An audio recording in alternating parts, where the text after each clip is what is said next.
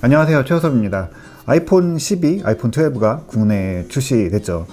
네, 이미 뭐 소개를 넘어서 리뷰 같은 게 너무 많이 쏟아지고 있어가지고 네, 뭐 제가 하는 이야기들이 새롭지 않을 수도 있는데 저는 사실 아직 제품 구입하지 않았고 아직 제품이 없어서 뭐 리뷰까지는 아니고요. 출시날 애플 스토어에 가서 제품을 좀 만져볼 수 있었거든요. 그래서 제품 만져보고 아이폰 12에 대해서 좀 개인적으로 궁금했던 것들, 뭐 기술적으로 궁금했던 이야기들 이런 것들을 좀 정리해 보려고 합니다. 그래도 뭐 첫인상 같은 거는 잠깐 짚고 넘어갈까요? 성능 이런 거보다도 일단은 이번에 디자인적인 변화가 크잖아요. 그래서 잠깐 만져본 느낌은 뭔가 알 것 같은데 낯설다 라고 할 수 있을 것 같은데요. 저는 뭐 아이폰 4나 아이폰 5에 들어갔던, 그리고 요즘에 아이패드 프로 이 들어가는 이 각진 디자인 있잖아요.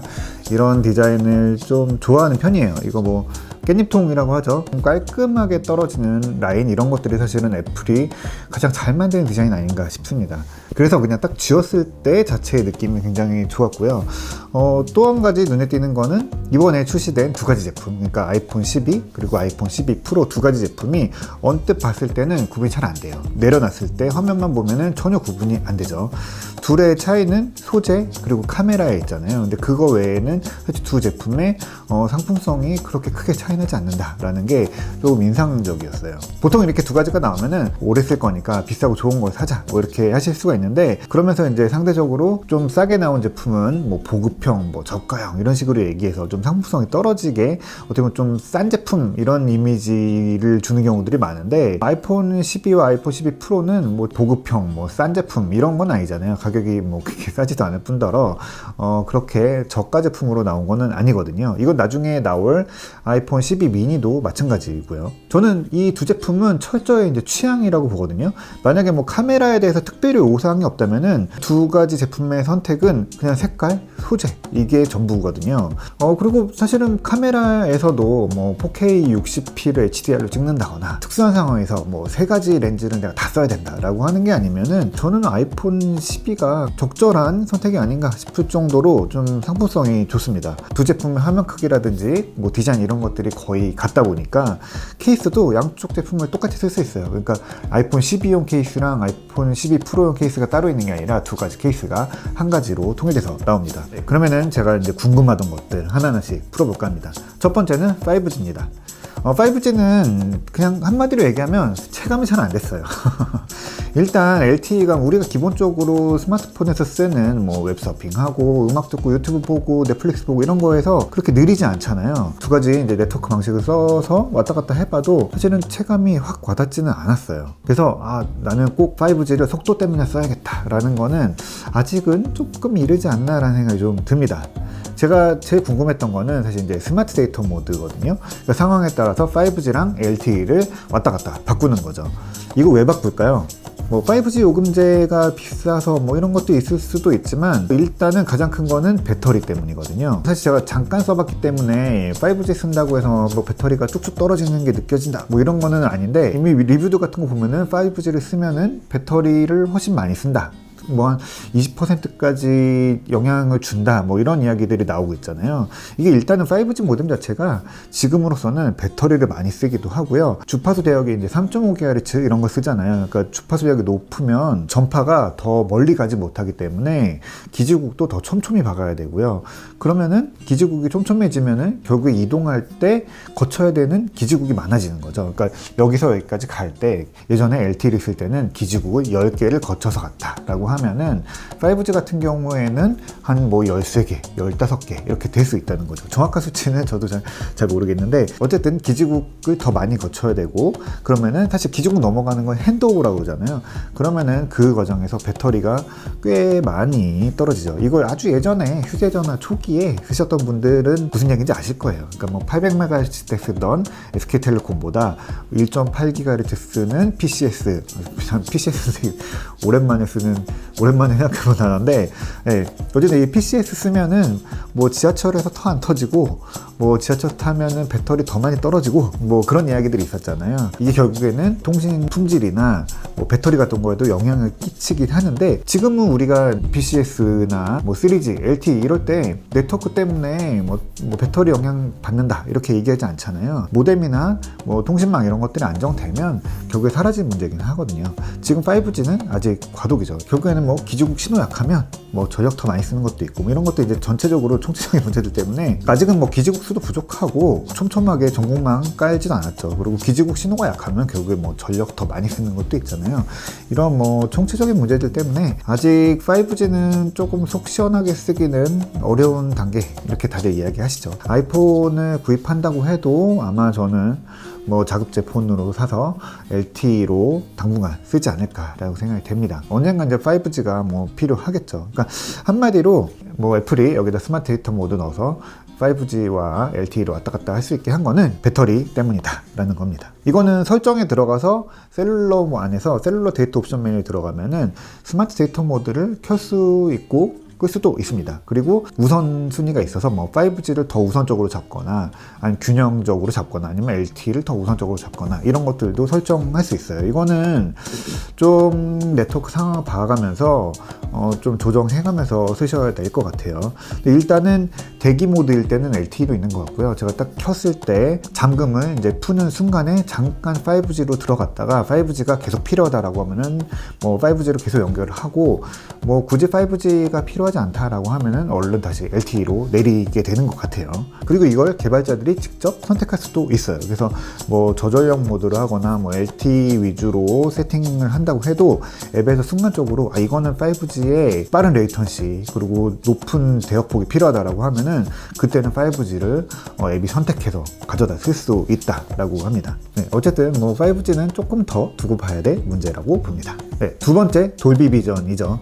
네, 요즘에 뭐 HDR 이런 것들이 뭐 인기잖아요. 특히 아이폰이 이제 OLED로 넘어오면서 아이폰 10 이후로 돌비 비전 그리고 HDR 이런 콘텐츠가 보여주는 깊은 색감 그리고 뭐 더 넓은 다이내믹 레인지 이런 거에 굉장히 뭐 만족들을 많이 하시잖아요. 그래서 계속 이제 볼 수는 있었는데 찍는 거는 또 조금 다른 문제였죠. 사진에는 이제 HDR 사진을 찍을 수 있었는데 동영상은 그렇지 않았는데 이번에 아이폰 10이 들어오면서 돌비 비전 그리고 10비트 촬영이 된다고 합니다. 저는 이제 거의 1년도 넘는 것 같아요. HDR 좀 계속 관심이 생겨서 이것저것 굉장히 뭐 자료도 많이 보고 뭐 모니터도 HDR 되는 걸로 샀었고 TV도 그렇고 카메라도 다 HDR이나 HLG 같은 그 넓은 다이나믹 레인지를 표현하고 찍을 수 있는 그런 제품들을 쓰고 있는데, 솔직히 이야기하면 아직도 사실은 HDR이 정확히 뭐고 누가 얘기하는 HDR이랑 저쪽에서 얘기하는 HDR이랑 같은 건지도 잘 모르겠어요. 단순히 이제 다이나믹 레인지가 넓어진다 라고 표현하기에는 그 안에 들어갔을 때 설명해야 될 게 개념이나 이런 것들이 너무 제각각이고 복잡하고 많아요. 그래서 아이폰도 돌비 비전 뭐 찍을 수 있고 편집할 수 있다라고 하는데 이게 정말 어느 정도까지 보여줄지는 조금 더 써봐야지 알 것 같은데, 제가 잠깐 경험한 거를 또 설명하자면은 일단 HDR로 찍은 거는 HDR 맛이 납니다. 밝은 거는 밝게, 어두운 건 어둡게. 그리고 딱 봤을 때 OLED가 밝은 거는 정말 튀어나오듯이 눈이 부시게 밝은 거 표현해주고요. 이걸 끄면 그냥 좀 밋밋한 화면이 나오긴 합니다. 그러니까 생동감이 있고 뭐 색도 잘 살아난다고 할 수 있어요. 그러니까 제일 눈에 딱 드러나는 거는 제가 그 조명을 찍었거든요. 그래서 조명과 그림자가 있는 그런 것들을 같이 찍었을 때 조명은 정말 빛나는 것처럼 보이고요.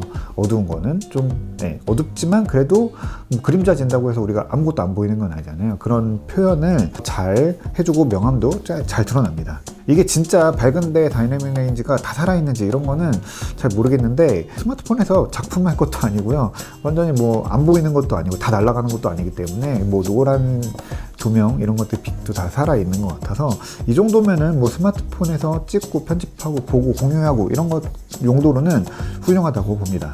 그냥 아이폰 안에서 볼 때는 충분히 재밌다라고 보면 됩니다. 이전과 확실히 다르고 일단 영상 혹시 재밌습니다. 그러면은 뭐 된 거죠. 그리고 제가 아이폰 12가 없기 때문에 찍었던 영상을 좀 다시 보려고 제가 에어드롭으로 살짝 옮겨서 제 아이폰 11 프로로 이제 가지고 왔는데 제대로 보여요.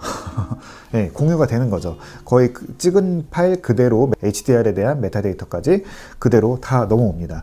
이게 HDR이 되는 아이폰 8이나 아이폰 SE 이런 것도 돼요. 물론 이제 8이나 SE는 LCD니까 뭐 이렇게 효과가 완벽하진 않지만 그래도 HDR 영상처럼 보입니다. 그리고 이거 유튜브에도 옮겨봤는데 아이폰에서 직접 올리면은 아직 아이폰의 유튜브 앱이 이걸 제대로 HDR이라고 인식을 못해서 그냥 허옇게 뜬 영상이 나오거든요. 그래서 안 되나 했는데 혹시나 해서 이제 제가 이걸 맥에 옮겨서 웹브라우저로 올렸더니 HDR 인식하고요. HDR 제대로 표현됩니다. 네, 유튜브는 10비트 영상만 HDR로 인정하는데 포맷이 확실히 10비트다라고 볼 수 있는 것 같아요. 근데 유튜브에 올리니까 아이폰에서 직접 보는 거랑은 또 조금 다른 느낌이에요. 왜 다른지는 잘 모르겠습니다. 이거는 조금 더 많이 찍어 보면은 판단할 수 있을 것 같고요. 이거 맥에서도 지원합니다. 그래서 맥에서도 프리뷰로 봐도 HDR 표시도 나오고요. HDR로 잘 보입니다. 그리고 iMessage로 보내도 네, HDR 잘 살아있고 메타데이터 같이 갑니다. 자, 세 번째는 세라믹 실드, 유리죠. 네, 새로운 디스플레이 커버인데 애플은 거의 매년 이제 이 디스플레이 커버를 계속 개선해 왔어요. 가장 강력한 유리 뭐 이런 식이었죠. 근데 이번에는 소재가 좀 달라졌어요. 그래서 유리라고 하진 않고 세라믹 실드 이렇게 부릅니다. 세라믹이 들어갔다는 게 포인트인 것 같아요. 네, 세라믹은 다 아시겠지만 이게 굉장히 단단한 소재예요. 경도가 높은 소재죠. 다이아몬드 다음으로 지구상에 있는 가장 딱딱한 게 세라믹이다 이렇게도 이야기하는데 이게 누르는 힘에 강하고 잘 긁히지 않아요. 그래서 이 세라믹을 아주 작게 만들어 갖고 유리 소재에 섞은 거예요. 그런데 세라믹이 갖고 있는 또 다른 특징이 투명하지 않고 전기를 통하지 않는다라는 거예요. 그러니까 정전식 터치 디스플레이는 투명해야 되고 전기도 잘 통해야 되잖아요. 그러니까 세라믹과는 전혀 반대의 특성이 필요한 거죠. 그래서 유리와 세라믹의 중간 성격을 가지면서도 색깔이 투명도가 탁해지지 않고 전기 특성도 영향을 끼치지 않는 딱 그 수준을 찾아낸 소재라고 보면 됩니다. 일단은 단단하다고 해요. 그래서 잘 긁히지 않고 떨어뜨려도 잘 깨지지 않는다. 떨어뜨렸을 때 깨질 확률이 4분의 1로 줄어들었다라고 해요. 어쨌든 이게 결국에는 유리도 아니고 세라믹도 아니고. 네, 그래서 이번에 애플이 유리라는 말, 무슨 글래스 이런 말 대신에 그냥 세라믹 실드 이렇게 씁니다. 예전에 아이폰 5 때부터 이제 알루미늄 소재를 쓰면서 제품 색깔을 뭐 무슨 컬러 이렇게 쓰지 않고 가공으로도 조금 더 밝은 빛, 조금 더 어두운 빛, 뭐 이런 톤을 여러 가지 톤을 만들어내면서 구석구석마다 이제 다르게 색을 빚어낸다고 해서 스페이스 그레이 피니쉬, 뭐 실버 피니쉬, 뭐 이런 식으로 피니쉬라고 붙였잖아요. 그런 거랑 좀 비슷한 개념이라고 보면 될 것 같아요. 그리고 네 번째 마지막 맥세이프입니다. 먼저 이게 왜 맥세이프란 이름이 붙었냐라고 하실 수 있는데 맥 쓰시는 분들은 다 아실 거예요. 맥세이프는 원래 맥북에 쓰던 어댑터 이름이에요. 대부분 노트북들이 이제 동그란 이런 옆에다가 딱 플러그로 딱 꽂는 그런 어댑터를 썼잖아요. 애플은 맥세이프를 꽂는 게 아니라 옆에다가 자석으로 딱 붙이도록 했었어요. 대충 붙이면 됐던 거죠. 어댑터 선을 꽂아놓고 선을 잘못 딱 치면은 그 단자가 부러지거나 아니면은 이 물려서 노트북이 날아가서 막 깨지는 경우도 있죠. 저 그런 경우들도 종종 봤었는데 이 맥세이프는 자석이기 때문에 툭 치면은 그냥 빠집니다. 노트북을 안전하게 지킬 수 있다. 케이블도 끊어지지 않는다라고 해서 안전하다라고 해서 아마 맥세이프라는 이름을 붙인 걸로 알고 있는데 지금은 이제 뭐 맥은 USB-C로 단자 통합하면서 사라지긴 했죠. 그래서 없어지나 했는데 이게 어쨌든 애플 쓰는 사람들 사이에서는 하나의 뭐 탄탄한 브랜드가 됐잖아요. 그래서 그거를 다시 자연스럽게 아이폰으로 가져온 거예요. 애플이 이런데 브랜드를 잘 섞어서 쓰는 거는 굉장히 잘합니다. 뭐 맥세이프 액세서리는 일단 뭐 충전기가 먼저 이야기 됐고요. 카드 지갑 같은 것도 얘기되고 있죠. 굉장히 카드 지갑 좀 궁금하긴 한데 제가 써보지는 못했고 케이스만 만져봤습니다. 근데 케이스 안에 이렇게 동그랗게 뭔가가 있더라고요. 이게 맥세이프 규격에 필요한 뭐랄까요? 그런 부품이라고 할까요? 이제 그 안에 이제 코일 같은 게 이제 들어있는 거죠. 이것도 MFI 규격입니다. 그래서 인증을 받아야지 쓸 수 있습니다. 재밌는 게 이게 케이스에는 뭔가 이거를 인지할 수 있는 뭐 아마 NFC를 이걸 이용하는 것 같은데 그래서 어떤 케이스가 씌워졌는지 아이폰이 인식할 수 있는 그런 기능이 있어요. 그래서 뭐 빨간색을 꽂으면 화면에 빨간색 케이스를 끼웠다는 붉은 빛의 화면이 나오고, 검은색을 끼우면은 검은 빛, 그리고 뭐 투명을 끼우면은 투명한 이렇게 화면이 뜨는 거죠. 그래서 이런 거 보면은 굉장히 재밌기도 하고 애플답다 싶기도 하더라고요. 그 특정 액세서리에 대해서는 이런 식으로 연결을 하면은 애니메이션 이런 걸로 표시를 집어넣겠구나 라는 생각이 들었습니다. 네, 뭔가 뭐 제품에 대한 소감보다는 제가 궁금하던 것들, 기술적으로 좀 알고 싶던 것들, 그런 것들 좀 만져보고 그런 이야기를 좀 먼저 담아봤고요. 아이폰 12는 제가 갔을 때도 막 줄 서서 사고 있었고, 지금 아직까지도 뭐 예약 이런 걸로도 계속 엄청나게 많이 사고 또 기다리고 계시죠. 없어서 못 사잖아요. 뭐 저는 일단은 뭐 첫인상은 잡아봤던 느낌이 너무 좋았고요. 다른 부분은 사실 아이폰 11도 그렇게 부족하진 않아서 뭐 성능에 대한 갈증 이런 거보다는 뭐 카메라 궁금증이 더 크고요. 그리고 맥스F 좀 재밌을 것 같다라는 생각을 해봅니다. 자세한 이야기는 좀 제품을 놓고 해야 될 것 같고요. 오늘 이야기는 여기까지 할게요. 아이폰 이야기는 제품을 가지고 다시 돌아오도록 하겠습니다.